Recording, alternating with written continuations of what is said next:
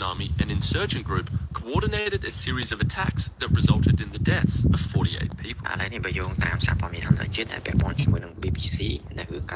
Cambodia collected a total. President Donald Trump surprised the nation with an unexpected announcement regarding immigration in the United States. In a public statement, Trump stated that starting on February 3rd, undocumented immigrants will have greater peace of mind and will be allowed to remain in the country like any other resident without targeted raids or persecution. The president explained that this decision marks a new chapter and that his administration aims to promote stability. Our ambitions into this next phase. The political landscape is looking very different this morning. On Saturday, a major Democratic upset took place in the Texas State Senate election runoff. Democrat Taylor Remitt was declared the winner over Republican Lee Wambsgans by double digits in the state's deep red 9th district that President Trump previously won by 17 points in 2024. Remitt is a 33-year-old local union leader and first-time candidate whose race at precisely 9:47. Hey, Morgan, so the government is now partially shut down, but congressional leaders are hoping this won't last long. The Senate passed a spending deal last night. House doesn't return until Monday night, so this shutdown will last at least until then. So if it's only a few days, the impact should be minimal, and the good news here is that food assistance are already funded through September. So the deal that's been reached in the Senate and backed by President Trump, well, it strips Homeland Security funding out of the broader package, but it does provide the department 2 weeks of funding. I want to show you a video of this American citizen who is just observing ICE and taking videos on her phone of them, which is protected under the Constitution. And We are a nuclear nation.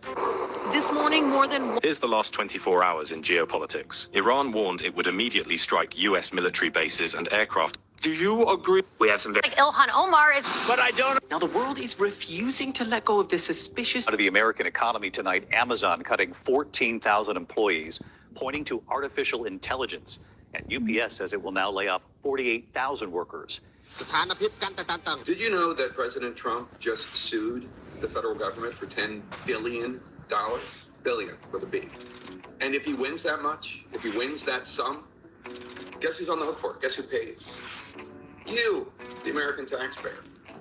It started on Thursday when President Trump, his two sons, Eric and Don Jr., in the Trump Organization, sued the IRS and the Department of Treasury for failing to protect their tax information. And they're seeking this huge sum, $10 billion, which I believe is worth more than Donald Trump is worth. And Rihanna's not the first case, and sadly, she won't be the last. We're witnessing one of the largest aerial battles in modern history. On May 7th, 2025, over 125 Indian and Pakistan. There's some breaking news now, and 4 people have been found dead at a house near. Something extraordinary is unfolding in Washington, and it isn't coming from the opposition.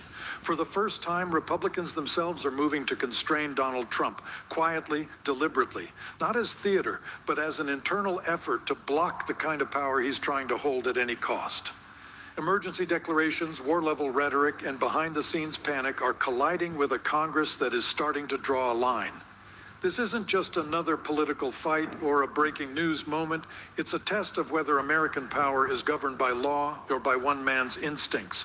Stay to the end, because what's happening here could reshape how power works in the United States long after the headlines move on.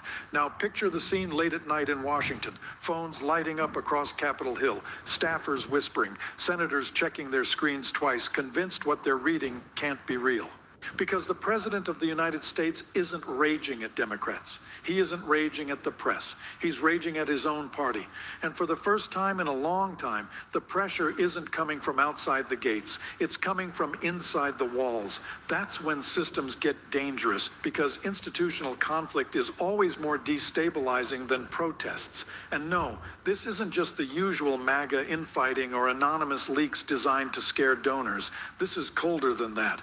Republican lawmakers are beginning to move openly and procedurally against the authority Trump is desperate to keep unchecked. And when the guardrails inside the system activate, presidents don't respond calmly. They escalate. They dramatize. They declare emergencies. That's exactly what we're watching. A presidency leaning into spectacle and crisis language to protect itself from internal collapse. Because underneath all of this is a reality even experienced Washington veterans are struggling to say out loud. The president has publicly entertained the idea of using military force in ways that could drag America into conflict, not with a distant adversary, but with allies. When Senator Chris Murphy described this in blunt terms, it landed like a shockwave. Because once you strip away the branding and the bluster, you're left with something that sounds absurd. Until you remember, we're no longer allowed to treat these statements as jokes. Greenland isn't a blank space on a real estate map. It's part of Denmark. Denmark is a NATO ally, and NATO's core principle is collective defense, meaning military action against that territory isn't symbolic. It's a legal and strategic nightmare that at minimum detonates alliances and could place the U.S. on a collision course with Europe.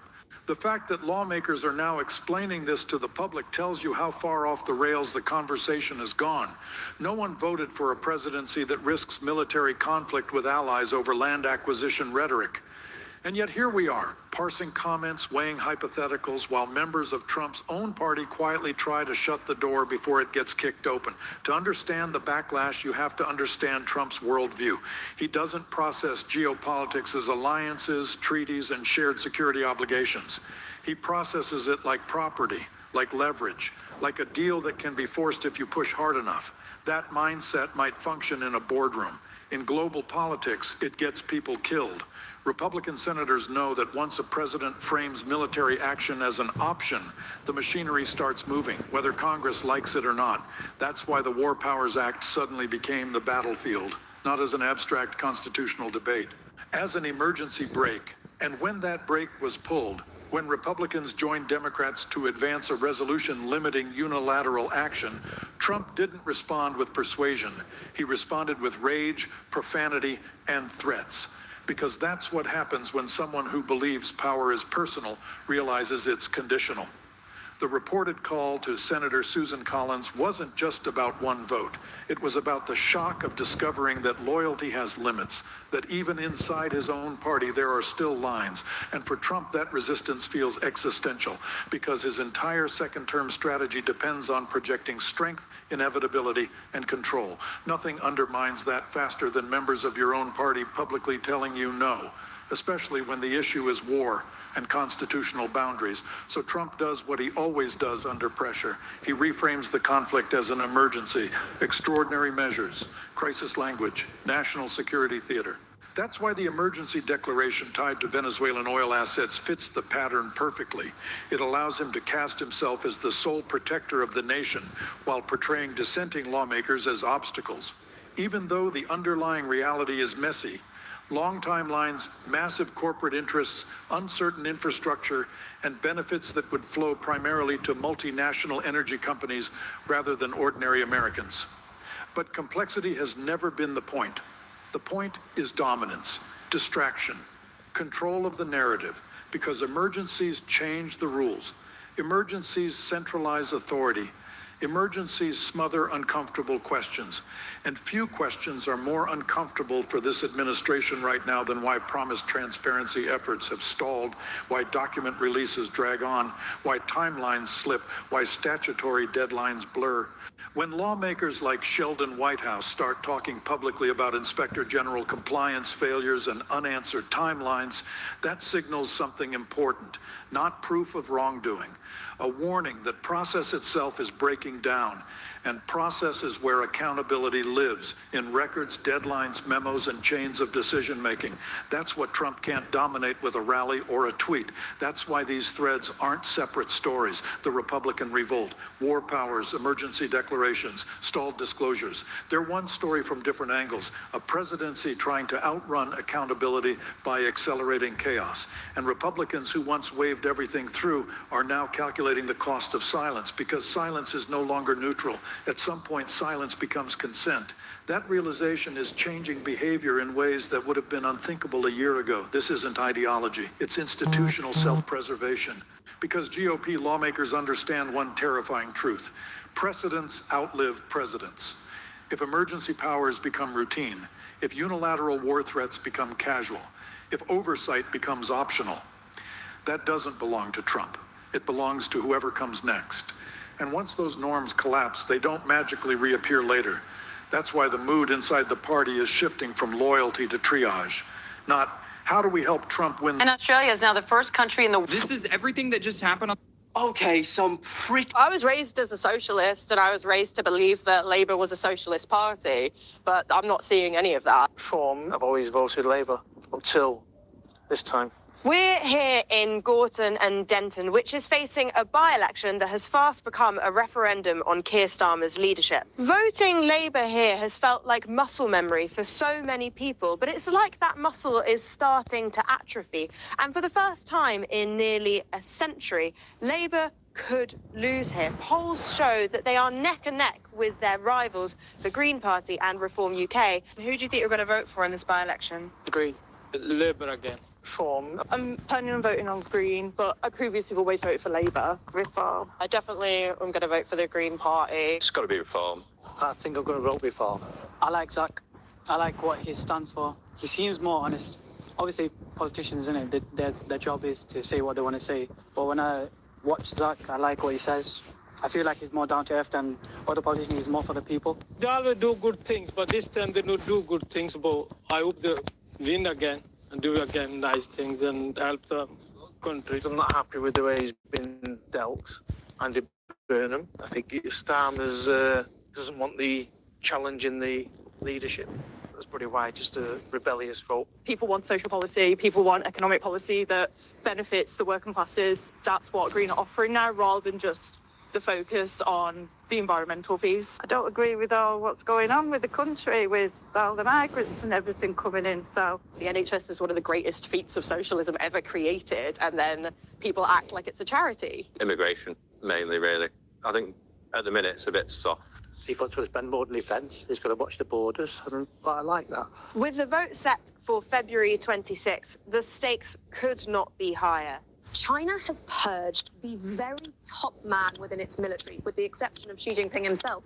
And it has raised huge questions about what on earth is going on within the Chinese armed forces and what it says about the centralized power of the president. The bombshell announcement came at the weekend. General Zhang Youxia is being investigated for what the Ministry of Defense called serious violations of party law and discipline. It is hard to overstate just what a big deal this is. General Zhang was China's most senior general. He was also the most senior figure within what's called the Central Military Commission. It's essentially China's leading military decision-making body. He was also considered to be a really close ally, potentially even a friend of President Xi Jinping. The two men grew up in similar... An American aircraft carrier is back in the Middle East for the first time since October. The arrival of the USS Abraham Lincoln and 3 accompanying warships is sure to heighten already frayed relations between the U.S. and Iran. U.S. President Donald Trump has repeatedly threatened military action unless Tehran ends its violent crackdown on protests. Over the weekend, Iran unveiled a mural of damaged planes scattered across the deck of an aircraft carrier with the words, quote, "If you sow the wind, you will reap the whirlwind." The Hollywood Reporter writes this. Box office, Melania heads for $8 million opening, the best showing in a decade for her documentary. On Rotten Tomatoes, though, there's a big gap between the critics' score of 11% and the audience score of 99%. Why this disparity here? Because critics hate Donald Trump. He could have made Citizen Kane. They could have made The Godfather Part 1 or 2. We have some serious news right now. A 58-year-old man was arrested in Minneapolis, Minnesota by ICE agents. His teenage son tried to bring that man life-saving medication because that man currently has heart failure or heart disease. ICE agents turned. So last night, Donald Trump responded to the new Epstein files, of which he's accused of very serious crimes for the first time, and his response is pretty much what you'd expect from him. Just watch.